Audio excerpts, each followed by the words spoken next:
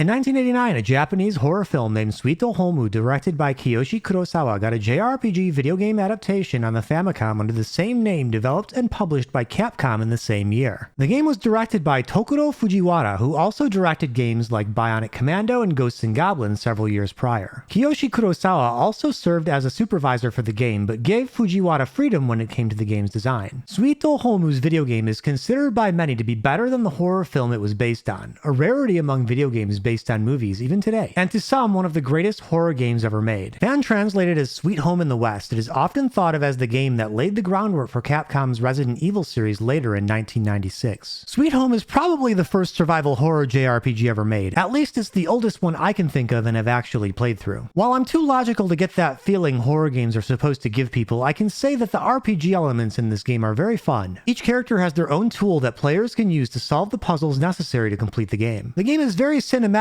for an NES game, with scenes transitioning from the overhead field view to shots of doors opening and closing between areas. There are also quick time events when traps trigger on characters exploring the mansion, and the music gets really cool too. Whereas modern horror games often operate off of intelligently engineered ambient sounds, Sweet Home has a very well done atmospheric soundtrack that builds the tension of areas in the game more like what you would expect in a JRPG. The mostly random battles have a transition theme before they start proper, and the ghosts that inhabit the mansion have appropriately scary designs.